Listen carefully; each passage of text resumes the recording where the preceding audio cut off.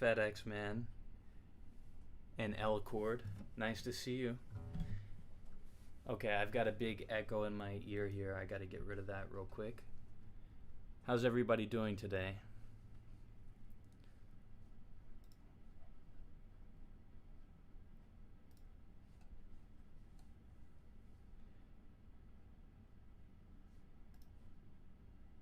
Okay. So, did y'all check out the new guitar for for the giveaway? It, oh, I see why I have this echo. All right, this is a Gibson C1. That's right, Gibson C1 classical guitar. I think it's I don't know. It's really old. It's from the 80s, I think, early 80s, 81. I'm doing good. But right now it's missing the bridge, and I've got to put that bridge back on. I've got it right here. I've done it before, so don't worry. I can do it. But this thing is going to sound really cool. It's got a lot of character. Nice old guitar. And we'll be giving that away the same way we did last time on a live stream. But I'll also be making some videos about it soon. It's kind of an interesting story about this Gibson. One day I was walking downstairs, and one of the best things about New York City is you find all this great trash on the side of the road. So like I found actually like this Apple computer that I'm using right now, this iMac, on the side of the street. Somebody was just throwing it away. So yeah, I've used this for like 4 years. It's been great. But I found this Gibson actually sitting outside my building. Somebody was throwing it away. I saw this old case. It looked really cool, and I figured it was just a case, but then I opened it up and it was a Gibson classical guitar.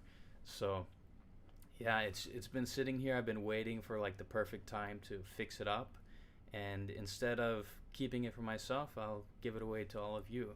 So I'm excited for whoever gets this. But it'll be fun documenting like fixing it up and playing it. I think, yeah, I've played one of these before, and it was cool. They sell for like $500 to like $1,000 depending on the shape, but I'll make sure this one's in really good condition. I'm wondering what kind of guitars would you want me to give away? Because like, do you like electric guitars, acoustic guitars? What's your favorite? You know, I'd love to hear in the chat what you think. Because, you know, I went to the Guitar Center the other day, and they have a lot of good like used guitars there, good electric guitars, and they're pretty reasonably priced. But I'm thinking something like $200 to $300 range starting out is what I'll be doing for the giveaways, and then hopefully later we'll get even more expensive guitars. I'm sure we will. So electric guitar is cool. So the bridge, the reason that bridge came off over here in New York, and like in these drier climates, the wood can actually crack during like the winter when it gets really dry. And so that one has a crack going down the middle here, and just eventually that crack kind of loosened up something, kind of splintered the glue, the wood glue. Like it's supposed to give a little bit, so it just cracked, and then that thing came off, and yeah, that's what happens. It just flies off. But what I'll do is I'll put like a little piece of wood that they call a cleat inside the guitar, and that will kind of help support that crack, and then I'll just glue this back on. Because, you know, the cool thing about guitars are that it's all just wood and glue basically. So when something cracks or breaks, it's really not that scary for the most part. All you need to do is just, if that ever happens to you, just don't try to do anything to it. Don't like try to stick it together. Just keep it in the shape it's in. If it's in two pieces, if the neck falls off, just hold both pieces, bring it to the luthier, and then they'll be able to just glue it right back together. Because that's like, I mean, that's all a guitar is wood and glue. But, you know, hopefully that doesn't happen to you. Unfortunately, it's happened a few times to me.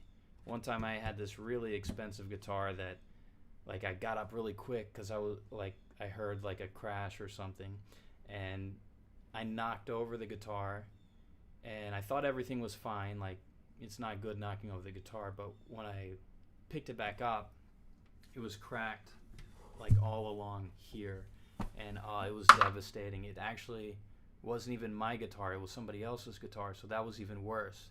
And so I called my luthier because it was like a $7,000 guitar, and I was like, "What do I do?" And he's like, "Just bring it to me. It's okay. We'll fix it."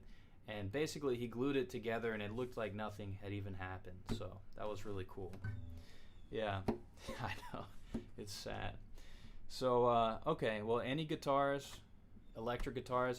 I'm ready to get an electric guitar. So that's what I was looking for, but I was having a little trouble finding the right one. But so I'm gonna do this classical, but it's a cool guitar. I'm sure you would like it. It's nice and easy to play.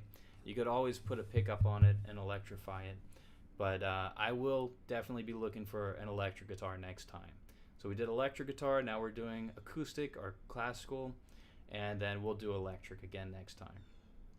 So that's exciting. So I'm curious, let's see. Oh, you tighten the truss rod and the fretboard came off? Really? Wow. You know, I was thinking about doing some kind of video about the truss rod because a lot of people are scared to do a truss rod adjustment. And like really, like that's one of the first things I do every time I get a guitar. Unless it happens to be straight, which maybe 1 out of 10 or 15 times that can happen. But I've never had an issue, except for when I was like first starting out with the guitar. Like I think I messed up a truss rod back then, but it never like snapped because that's really scary. So what what happened? Did the truss rod? So did it actually? So it just pushed off the fretboard, the fingerboard. Did it like really crack the wood of the fretboard, or did it just like pop off in one piece? So like that's really the worst thing that I think can happen. Like I don't think your neck will snap in half. I think the fretboard will pop off. That's the worst thing. But that's not fun if that happens.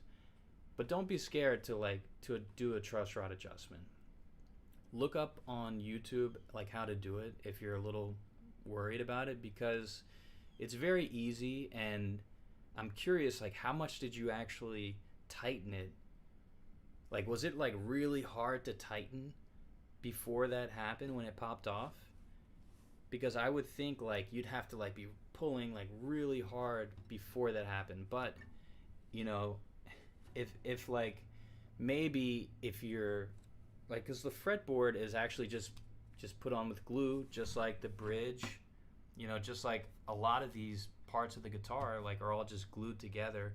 If there's enough force, it's gonna come off. But also if it's like really hot maybe, or hot and humid, like different things, if anything, like if it's moisture or just a crack, like it just wedges into like the glue and causes it to splinter off, to just pop off. So maybe your fingerboard, your fretboard was like already coming loose a little bit, but maybe not. I don't know.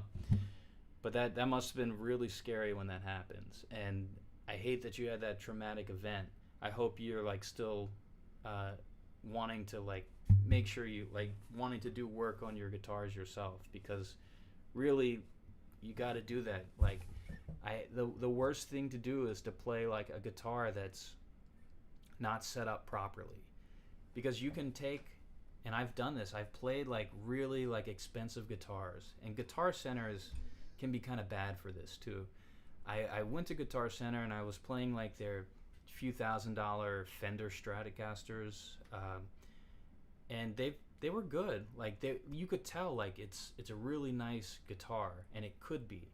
But the problem is, first the strings were really old, and I'm just like, come on, you can't like keep up with these really expensive guitars by making sure fresh strings are on there.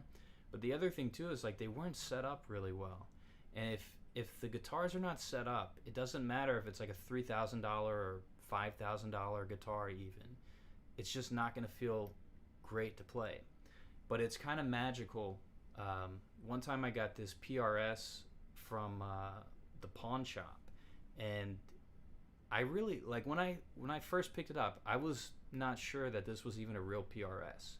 I thought like maybe this is fake. I didn't have a lot of experience at that time playing PRS guitars, but it just didn't feel like anything special, and I couldn't believe it. But I looked it up. I did so much research. I was even talking to the pawn shop guy, like, you know, and he's like, I think it's real. I'm pretty sure it's real. And we figured out, yeah, it must be real. I brought it home. I set it up, cleaned it up, and like that was maybe one of the best electric guitars I've played. So it really shows you that just a little bit of setup can just totally change the way a guitar feels. And this guitar right here, I don't know if any of you recognize this one from any of my videos, but it looks really beat up. It looks like kind of like a really like not so great guitar. But it actually is a pretty nice guitar to play, and it's not like a really valuable guitar. This was a Takamine guitar, and it's like from the early 80s too. And they call this like the lawsuit model because it's modeled after a Martin. I think it's a D13 Martin, and it like was identical looking, and they even made the headstock to look like a Martin guitar. And apparently Martin sent them like a nasty letter and was like, hey, you got to stop doing that or we will sue you. So they didn't actually sue them. They have other guitars like this one that they changed the headstock after that, and it looks like the kind of, you know, headstock that you see today. But anyway, this guitar, I put new strings on it recently, and these are heavier gauge strings. So they have a nice sound to them, and I really like these heavier gauge strings for an acoustic guitar. But the only thing is, like, because they're heavier, it's actually a little bit harder to push. It's a little harder to push down on these strings, and especially when you get up here.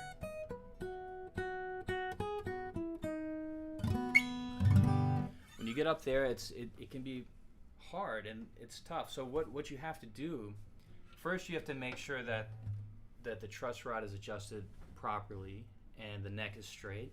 And in this case, yeah, like it's still straight, still looks good. So what do? Do you guys know how you adjust the like string height on an acoustic guitar? So you have really two options. You have this point right here, and then you have this point, and that controls the height of the strings. So you have to loosen up the strings, take out this saddle piece, and then move it back and forth on a sheet of sandpaper and take off just a tiny bit, and then stick it back in there, tune it back up, and then you feel, okay, how does it feel? Better? Good. Okay, still a little high? All right, untune all the strings, take out the saddle, wipe it back and forth, put it back in, tune up the strings, feel it again. Okay, maybe you do that 3 or 4 times. It's kind of a pain, and you don't want to go too far. If you go too far, it's not too bad. You can put like a little sheet of something underneath, maybe plastic or paper, and you can raise the strings up just a little bit. But if you get that just right, all of a sudden your guitar feels great to play. So I'm gonna do that at some point. I'll show you all how to do that. But the other thing you can do too, sometimes the action is a little too high up here, but it feels fine down here. And in that case, you want to, you know, lower the nut. And a lot of times this nut is actually glued on, so you kind of have to force that out. That's a little more, it's a little riskier, I would say. But it's not bad. It's not risky if you've done it a few times, or if you're like prepared to do it. But it can be scarier to do that. The saddle is much easier, and if you have an acoustic guitar that's hard to play, and the neck is straight, go for the saddle. Take that out. So I'm curious. Do y'all have any questions? Like, how long have y'all been playing guitar? Have you been playing for a while? Just starting out? What kind of music do you like? Or really, if you have any questions, I've been teaching guitar for like over 10 years.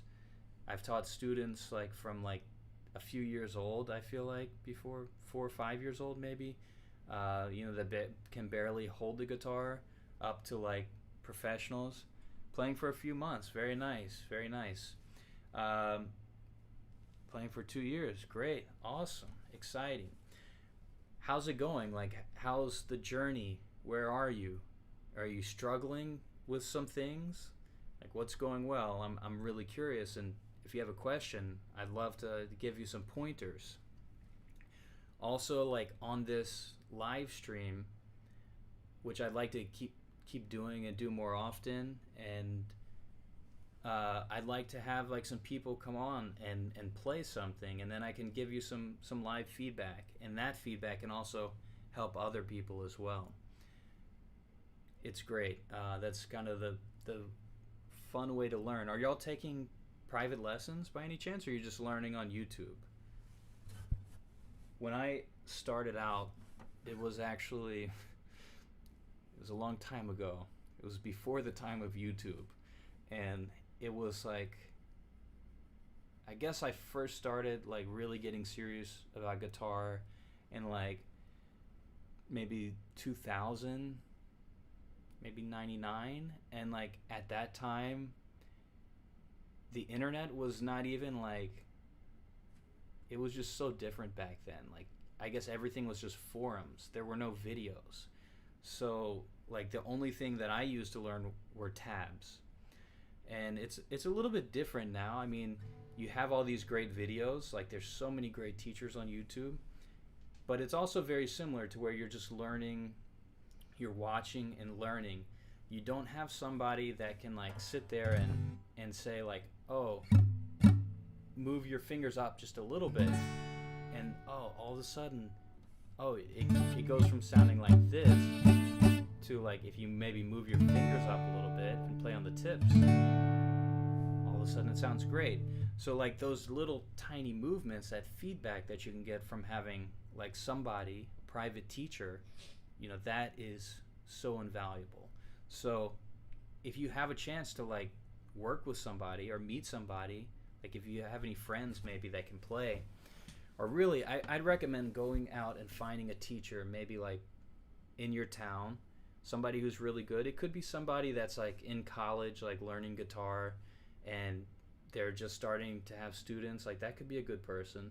If you could afford it, I would go find like the best person you can possibly find, because when I was self-taught, I played for like, I don't know, 4 years maybe on my own, 4 or 5 years. And then when I got to college, like I was like, oh, I'm gonna be a business major. I had no idea. I didn't know what I was doing. I didn't really want to do business, but I really wanted to play music, but I didn't realize that I would be able to do that when I got to college. But then like somehow I like got introduced to the music department, and then I went and asked. I was like brave enough to say like, hey, can I start taking guitar lessons, like start being a music minor? Because I think I met somebody who was a music minor. So I got the courage to do that, and they were like, I don't know, they gave me kind of a hard time, and like I didn't know how to read music or anything, and I ended up having to take like these like remedial courses where I had to learn, it was like, I couldn't take like Guitar 101, which was the first class. I had to take Guitar 100, but it was the same thing as 101, and like by my first semester I was already playing things that were like more advanced than the people taking 101, some of them. But I like that changed my life, getting a teacher. So I would just highly recommend that. I'm trying to like kind of transition somewhat away from teaching and get more into YouTube and kind of sharing things that I've learned over the years. But I spent so long teaching. I am really passionate about teaching people and helping them learn. I just like to try to do it in a different way now. But I couldn't recommend enough finding like somebody who's really good to help you. It'll make you learn so much quicker. But I do also understand that it can be tough to like to set aside money to go do that thing. And gosh, YouTube is so incredible. I've learned so many things from YouTube. But can I show you something? Are there any songs that you want to learn? Maybe I can show you just real quickly how to play it. Yeah, the feedback is so helpful. So like I'm telling you, if you're brave enough to come on the live stream and play something, will be very encouraging. If somebody is mean to you, I'll kick them out right away. and just play, and then I'll help you. I'll show you, some tips on how you can get better. And that probably will help everybody. But right now, like while I'm just starting this, it's a great opportunity to just get in here. You don't have to pay anything. We can set you up. Would either of you want to do that sometime? I know it's scary, and you don't have to, but yeah, if you want to. Okay. What song? Are there any songs you're learning, or what techniques are you learning right now? Or anything? Are you learning chords? Are you learning kind of single note things?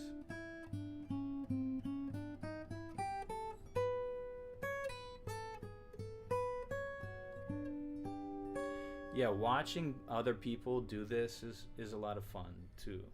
And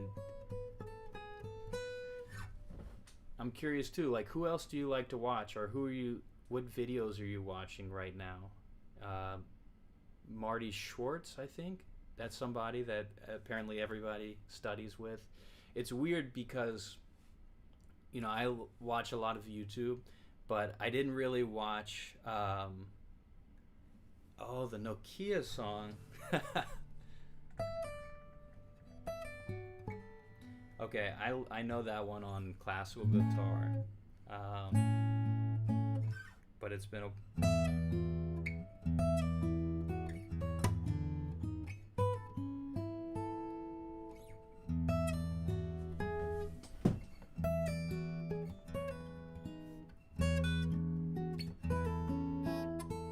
Wow, it's sad that I can't remember how to play this.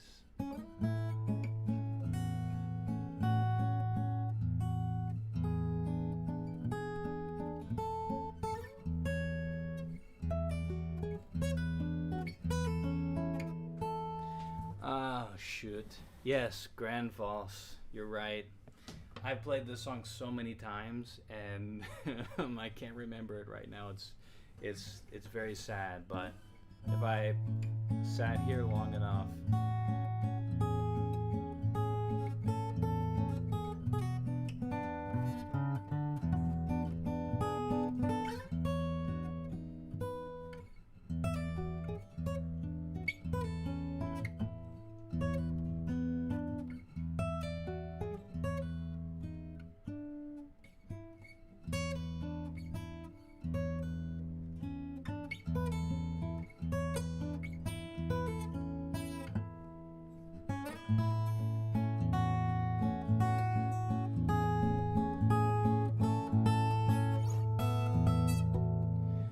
The giveaway guitar would be good for this piece. Absolutely. Yeah.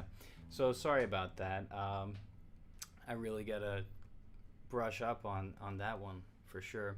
But that is the Grand Valse is from a piece. It's a piece by Francisco Tárrega, a very popular classical guitar composer from the late 1800s, early 1900s, around that time.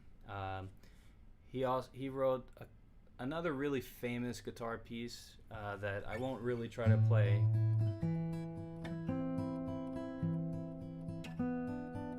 Yeah, but that uses this tremolo technique where you play this really fast.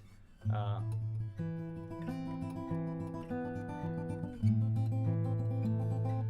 don't know if any of you recognize that song. Probably, I'm sure most people don't really know much about classical music, but I did study classical guitar for a long time. and hopefully I can kind of show everybody a little bit of that down the line. Yeah, it's pretty advanced. It's something that like I'm not even doing very well because I haven't been practicing it. But yeah, it's where you take your fingers and you play each one. Let's see if I can get a good view of this. So you play a bass string, and then you have to play this other note, this top note.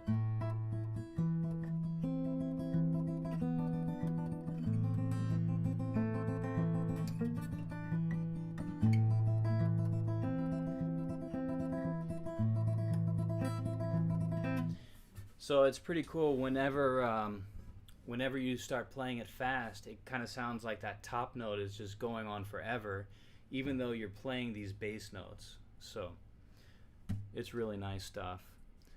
Well, look, I think I'm going to end it here for today. I really appreciate y'all showing up. Like, it's awesome. I'm so glad. Uh, y'all are great. So if you want anything, if you have any like questions or any tips you want, just send me a message on Patreon or something, or wherever. You could leave it here, and I'll answer some questions for you if you're having any trouble. But the invitation's always open. You two definitely have first dibs on playing in one of these live streams if you ever want to. No pressure. But yeah, thanks a lot, and look forward to some content from that classical guitar coming soon. And yeah, I'll have some more content coming out soon, another live stream. All right, y'all. See you later. Have a good one.